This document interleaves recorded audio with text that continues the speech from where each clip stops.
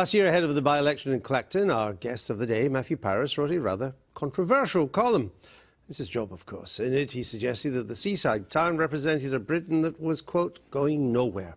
Perhaps, he said, the Tories should let go of places like Clacton and instead focus on places with more ambition and drive, like Cambridge.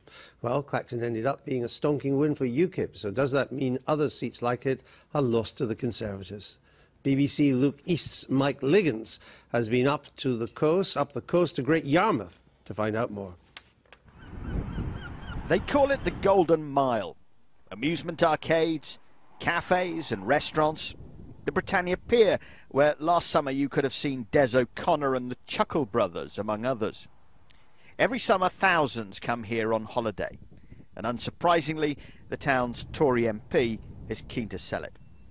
When you've got constituencies like mine, where I've got fantastic people in a developing energy industry that's creating jobs, a 41% fall in unemployment in Great Yarmouth in the last few years, that shows we're a forward-thinking area, really looking to the future and still able to offer that great traditional British seaside holiday offer that people across the country want.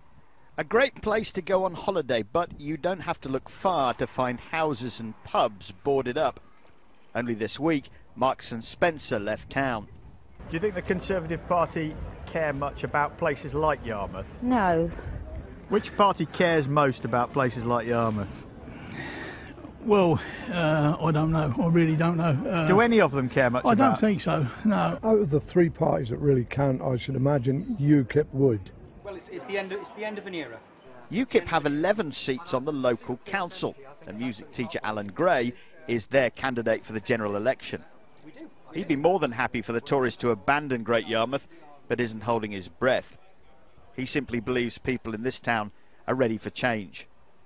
Yarmouth on the whole feels like it's been forgotten, and I believe it's been forgotten for quite a number of years. We've had many promises, but not a lot of action, and I would like now for the rest of the country to take UKIP a lot more seriously.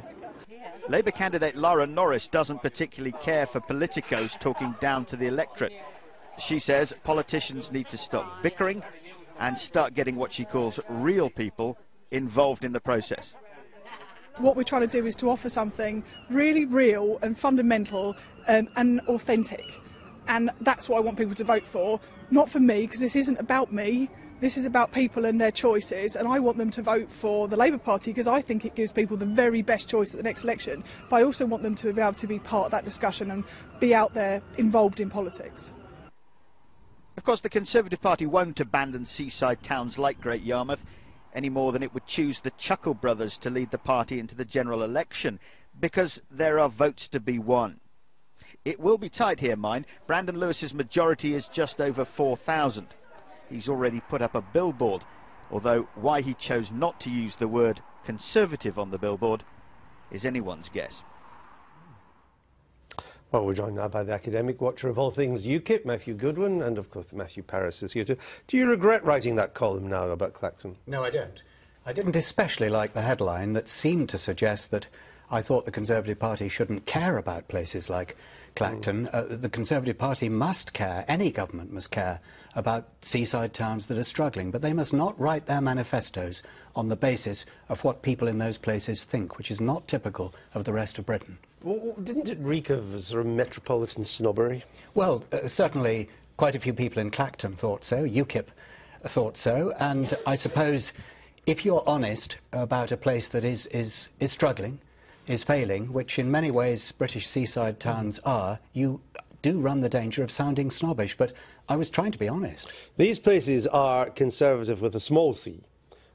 Surely it's not realistic for the Tories to give up on hoping to win them. No, it isn't. The Tories must campaign. But I thought you said that they should turn their back on them. No, I didn't. I said that we shouldn't listen to their opinions when framing our manifestos. That's the important thing. We shouldn't turn our backs on any part of the country or any of our countrymen, but there is a danger that because there are isolated pockets in Britain, numerous isolated pockets, where people are A, right-wing, and B, things are going wrong for them, that a right-of-centre party like the Conservative Party should try to frame its manifesto around those views. In doing so, it may win back a few votes from UKIP, but it's going to lose a lot of votes in the centre ground.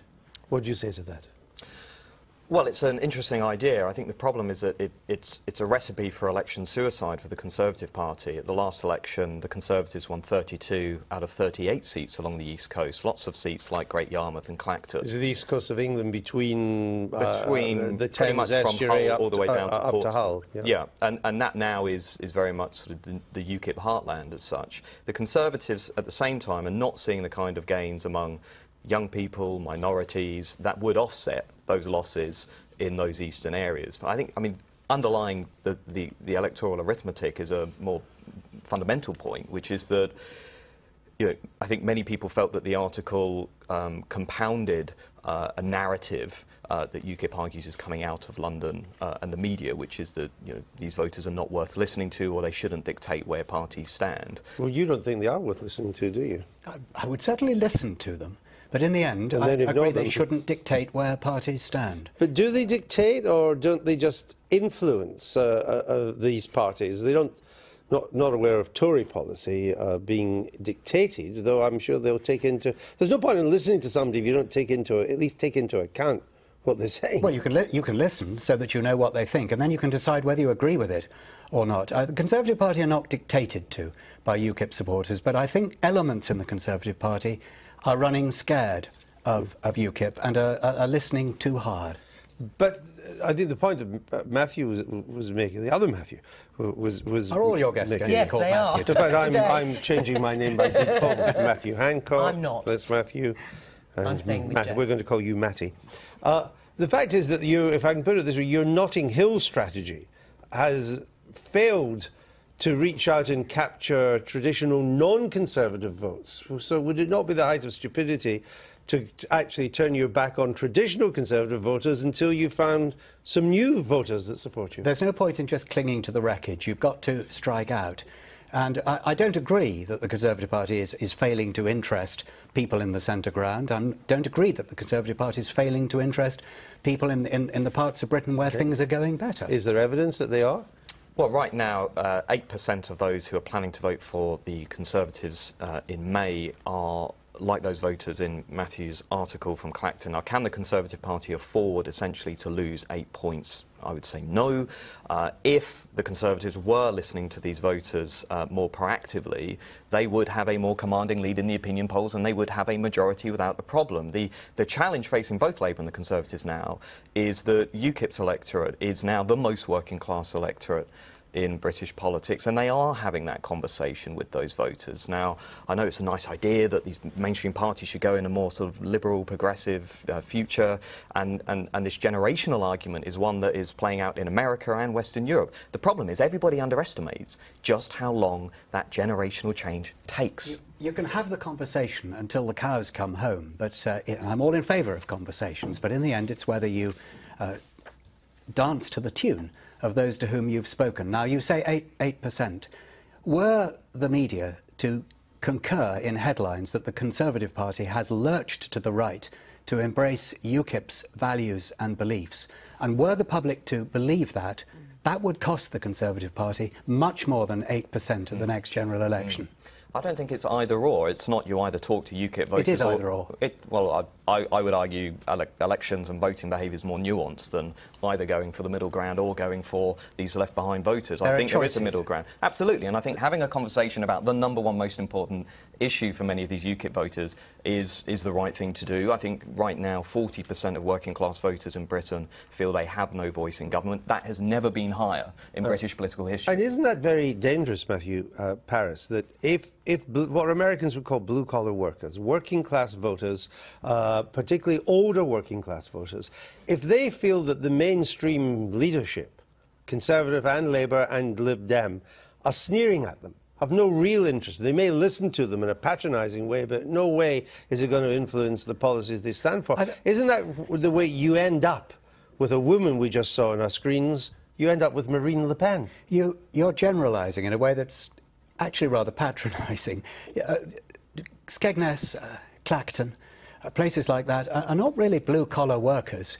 Blue-collar workers are a quite identifiable and rather different group. I think they're a very important part of the electorate, and that they're part of the future as well as the past. But there's a lot of working class and lower middle class voters in these places. and they don't feel Yes. that the mainstream parties speak for them. Now, it looks like UKIP will be the beneficiary of that for the moment. By how much, we don't know. You can tell me in a minute. But there's also a danger it goes much worse than that. If you look at the kind of people who now vote for Marine Le Pen, they are overwhelmingly working class, disillusioned people. A lot of them used to vote communist. And what Marine Le Pen is going to need to do, if she's to get anywhere near power, is to appeal to the rest of France, that part of France that is not those people. And that's where she's going to struggle. That's where UKIP would always struggle. And the Conservative Party, which does have the potency to appeal to the centre ground, would let go of it at its peril. Mrs. Thatcher, you're a great heroine. She would never have let these people go. They were her people. Mrs. Thatcher spoke to all kinds of people, and we should speak to all kinds of people, but Mrs. Thatcher, as a Prime Minister, as a leader, actually ploughed a pretty middling furrow. She didn't lurch to the right or the left. We've got Al Murray now standing in, I think it's the seat that is going to be contested by Nigel Farage, and I think we can just run a clip of him and then have a brief word about what this might mean. This is Al Murray, the pub landlord. It seems to me that the UK is ready for a bloke waving a pint around offering common sense solutions. Cheers. That is why I am here to announce my intention to run for election as Member of Parliament for the constituency of South Thanet. Let it be known that, like many of the parliamentary hopefuls in the forthcoming election, I have no idea where South Thanet is. Well, he may not, but what do you think is going to do for Nigel Farage's chances? Well, I think novelty candidates will hit all of the political parties. I predict he'll get no more than 5% of the vote. I've seen his tour schedule. He's in Scandinavia 2 weeks before the election. Oh, really? And I think it's more of a sort This of is PR. Al Murray, not Al Murray. Not Nigel Farage. I think it's more of a PR exercise. But Thanet South is interesting, obviously, because, again, you've got those disillusioned Labour voters who Labour should be picking up. I'm not convinced yet Labour are investing heavily in that seat. At the same time, you've got those Eurosceptic Conservatives who have been turning in UKIP's direction over the last year. So these sort of Kent seats are interesting because you have that coalition of disillusioned Tories and Labour, which a year ago, of course, everybody said this is not happening, this is just a byproduct of Conservative Matthew, divisions. The question is not how many people are going to vote for Al Murray. A tiny number of people will vote for him. It's whether that parody of Nigel Farage, spot the joker, so to speak, is damaging to Nigel Farage's and UKIP's image. And on that second question, I don't think you can be so confident. Briefly? Just very briefly, there is a conception that UKIP are widely disdained in the electorate. I think actually the effect is more polarising. You've basically got around 15% of the electorate that really, really likes UKIP, and a larger number of voters who don't like UKIP at all. Yes. But it's not the case that Nigel Farage is widely loathed, and this party is widely dissatisfied. We'll be talking a lot more about this, Matthew. Matthew Goodwin. Thank you for being with us. He tweeted, didn't he?